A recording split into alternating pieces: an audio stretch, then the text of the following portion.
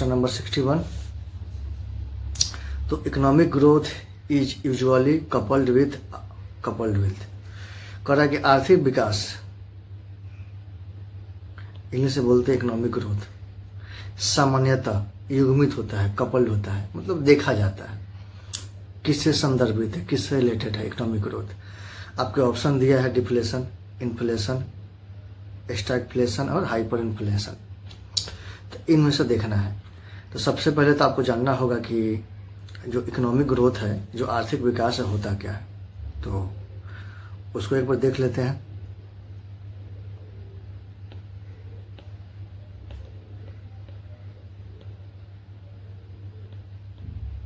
Economic growth,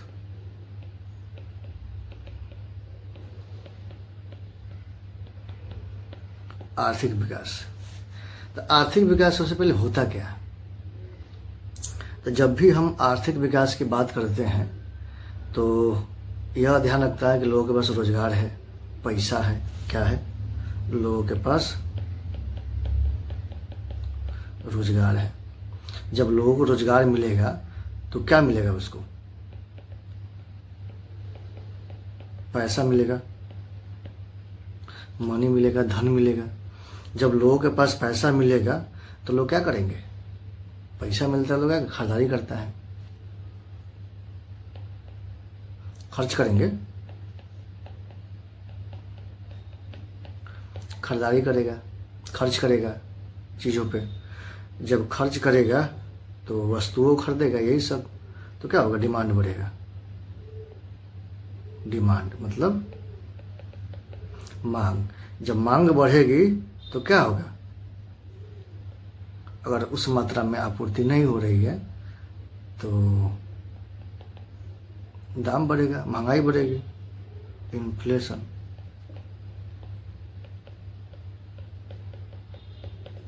क्या है कि महंगाई बढ़ रही है, मतलब इकोनॉमिक ग्रोथ हो रहा है, तो मतलब लोगों के पास पैसा है, परचेजिंग पावर है।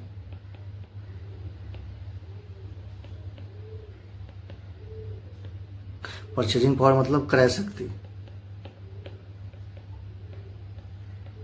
परचेजिंग मतलब होता है क्रय, पावर मतलब शक्ति।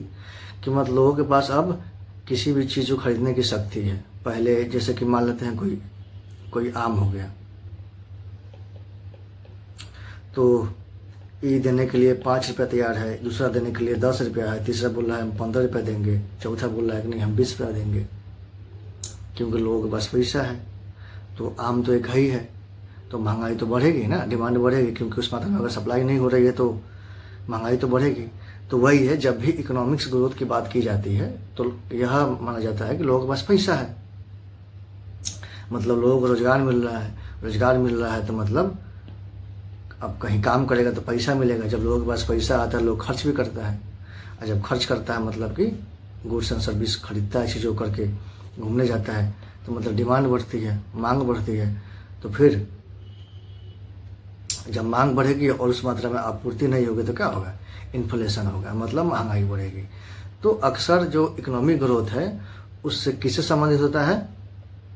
इन्फ्लेशन से संबंधित होता है। तो ऑप्शन में यहाँ पे देखिए क्या दिया है कि economic growth is usually coupled with, आर्थिक विकास सामान्यतः युग्मित होता है किससे? इन्फ्लेशन से, स्फीति से।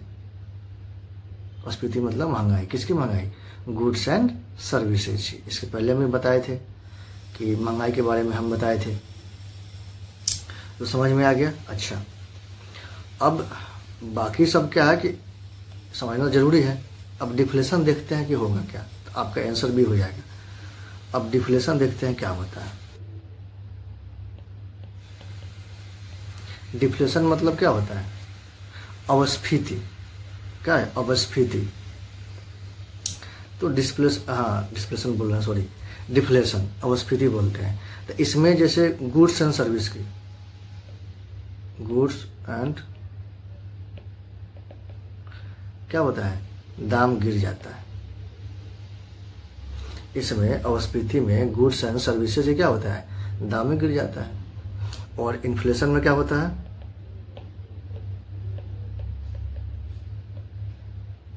गुड्स एंड सर्विस का दाम क्या होता है? इंक्रीज हो जाता है। क्योंकि लोगों के पास पैसा है। तो डिफ्लेशन में क्या होगा, उल्टा, जस्ट उल्टा होगा, मतलब लोगों के पास पैसा नहीं है, नहीं है, रोजगार नहीं है।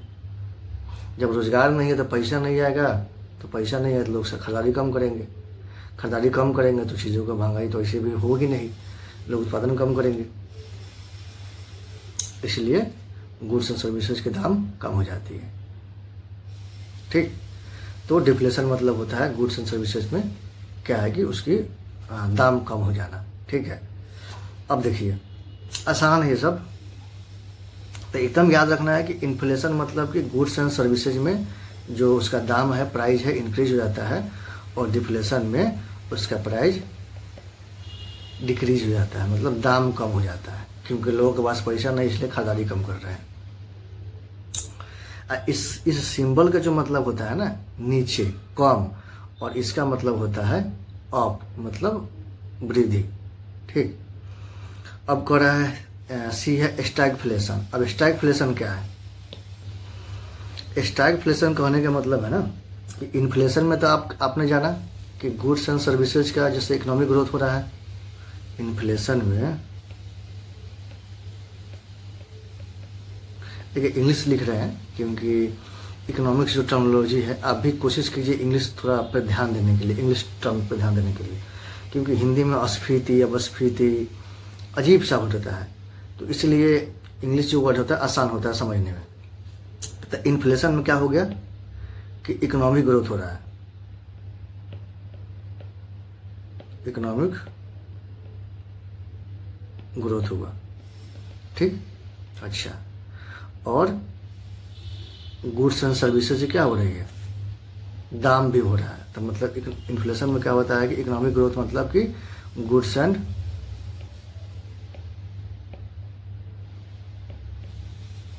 सर्विसेज के दाम भी बढ़ रहा है।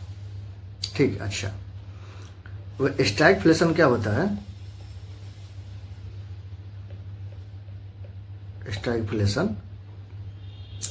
स्टैगफ्लेशन में क्या होता है ना कि जो ग्रोथ होता है ना ये गिरता है, क्या होता है, डिक्रीज होता है, गिरता है, या एकदम स्थिर रहता है, धीमा होता है। ठीक, गिरता है, और इसमें जो होता है गुड्स एंड सर्विसेज की जो दाम है वह बढ़ जाती है। क्या होता है,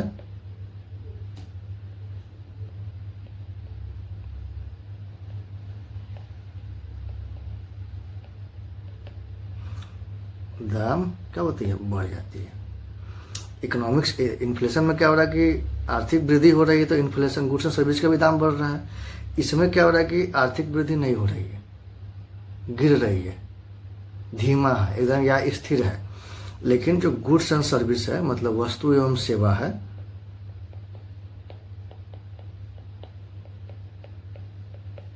उसका क्या हो रहा है कि दाम बढ़ रहा है। चीज़ों को ध्यान से समझना है। तो कैसे होता है ये सब चीज़ें कि जब ग्रोथ नहीं हो रहा है तो वस्तुओं की महंगाई कैसे बढ़ रही है? कि अभी आपने बताया कि इन्फ्लेशन में कि इकोनॉमिक ग्रोथ होता है तो लोगों के पास पैसा आता है, पैसा आता है मतलब लोगों को रोजगार मिल रहा है, तो परचेजिंग पावर बढ़ रहा है। तो लोग पहले 1000 रुपये में 5 वस्तु खरीदते थे, तो अब 10 वस्तु खरीद रहे हैं, तो मतलब डिमांड बढ़ रही है, इसलिए महंगाई बढ़ रहा है। इन्फ्लेशन में हमने यह बताया। लेकिन स्टैगफ्लेशन में आप कह रहे हैं कि ग्रोथ गिर रहा है। तो जब ग्रोथ गिर रहा है, वृद्धि हो ही नहीं रहा है, तो मतलब लोगों को रोजगार नहीं मिल रहा है। जब लोगों को रोजगार नहीं मिलेगा तो पैसा नहीं आएगा, तो फिर वस्तुओं की महंगाई कैसे बढ़ेगी भाई? ये तो पहला का विरोधाभास हो जा रहा है। लेकिन बात तो सही है, समझना है चीज़ों को, यही इकोनॉमिक्स है। ठीक है, कॉन्सेप्चुअल चीज़ें हैं। तो इसमें क्या होता है, सप्लाई शॉक।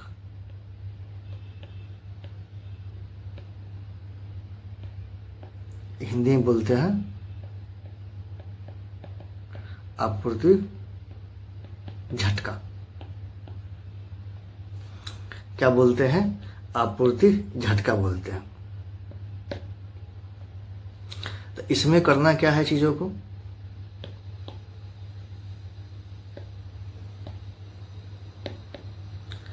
तो सप्लाई शॉक, आपूर्ति झटका। तो जैसे कि मान लेते हैं तेल,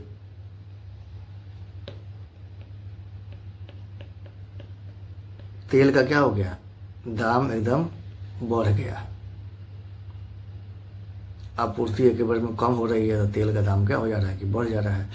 अभी जो अमेरिका, इजराइल और ईरान के बीच में जो युद्ध हुआ था तो हॉर्मुज से तेल वगैरह आना कम हो गया था, तो देख रहे थे कि गैस का दाम बढ़ गया था, तेल का दाम बढ़ गया था हर देश में, तो क्योंकि आपूर्ति हो नहीं रही थी उस मात्रा में, लेकिन डिमांड था तो दाम तो बढ़ेगा ही।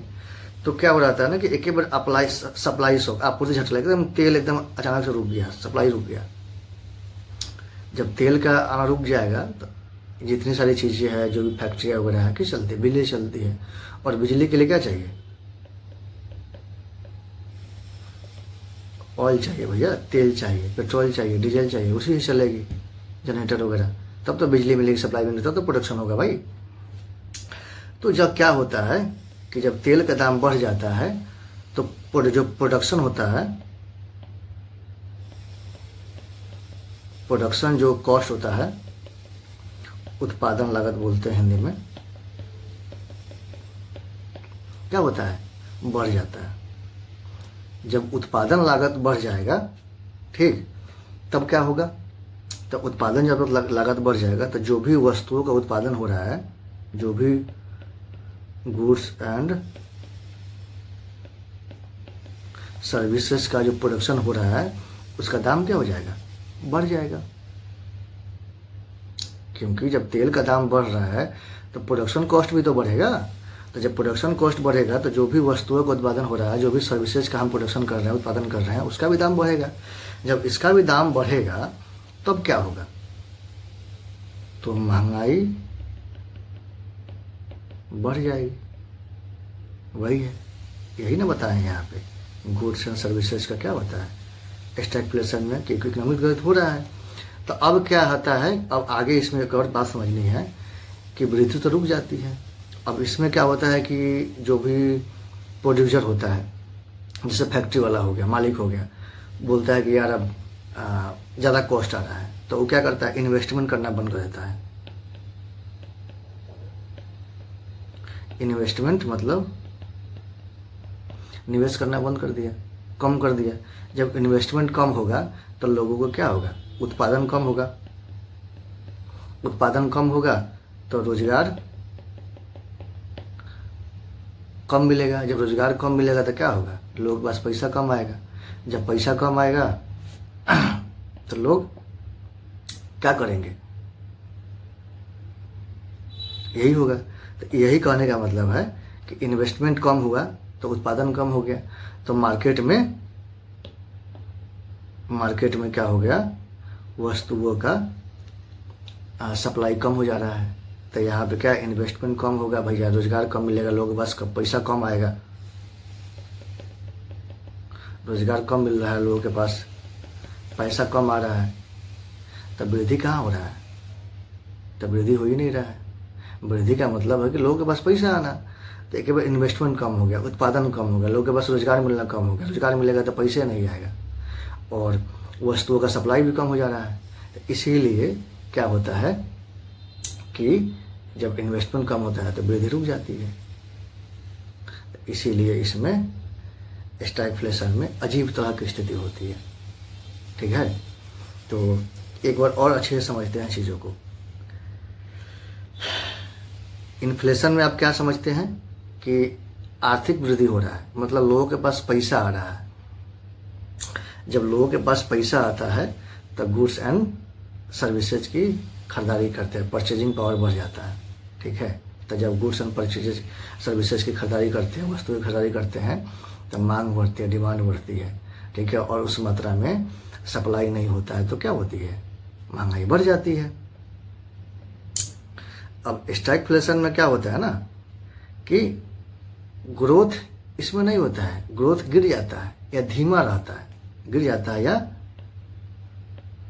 धीमा रहता है या स्थिर रहता है।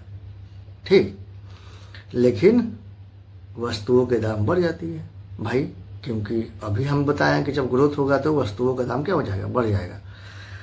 तो अब स्टैगफ्लेशन में क्या हो रहा है कि ग्रोथ हो ही ना रहा है, फिर भी वस्तुओं के दाम बढ़ रहा है। तो कैसे, क्योंकि सप्लाई शॉक, मतलब किसी भी चीज़ की आपूर्ति रुक जाता है तो पूरे सिस्टम पे उसका प्रभाव पड़ता है। तो वही जब ऑयल वगैरह जो है अचानक से रुक गया, अब ऑयल से ही बिजली उत्पादन होगा, फैक्ट्रियाँ चलेगी, तो अब क्या हो गया कि जो प्रोडक्शन कॉस्ट है उस पर क्या हो गया, लागत बढ़ जाएगा भाई, क्योंकि तेल आना बंद हो गया है, हमारे पास तेल कम है तो महंगाई बढ़ रही है, तेल अधिक मात्रा में मतलब तेल का दाम बढ़ गया है तो प्रोडक्शन कॉस्ट पे भी बढ़ जाएगा। जब प्रोडक्शन कॉस्ट बढ़ेगा तो जो भी गुड्स एंड सर्विस उससे क्या हो रहा है कि उसका भी दाम बढ़ जाएगा, मतलब क्या होगा, अब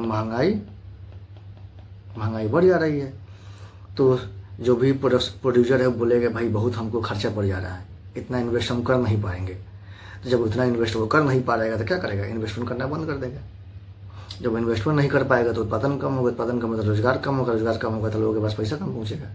तो ऐसे भी क्या हो जाएगा, आपूर्ति मार्केट में कम हो रही है वस्तुओं की तो दाम तो बढ़ेगा ही। ठीक, तो उम्मीद है समझ में आ गया होगा। और अगर चीज़ें समझ में आ रही है तो कमेंट करें कि हाँ सर समझ में आती है, अच्छा लग रहा है, कि अगर नहीं आ रही है तो करें, फिर दोबारा हम बताएंगे। ठीक है, तो यह हो गया। अब डी देखते हैं, हाइपर इन्फ्लेशन क्या होता है। हाइपर इन्फ्लेशन कहने का मतलब होता है ना कि वस्तुओं का इन्फ्लेशन में क्या होता है ना, वस्तुओं का दाम बढ़ता है, धीरे धीरे बढ़ता है वस्तुओं का दाम। और हाइपर इन्फ्लेशन में क्या होता है ना, नहीं बोलते हैं कि हाइपर हो गया है, अरे हमसे झगड़ा झोड़ी हो गया एकदम हाइपर, कुछ कोई नहीं बोलता है कि पापा जी बोल दिए थे या कोई दोस्त बोल दिया एकदम हम हाइपर हो गए थे, हम हाथ उठा देते। हाइपर हो जाता मतलब कि बहुत ज़्यादा टेंशन हो जाना, एकदम उत्तेजित हो जाना। तो हाइपर इन्फ्लेशन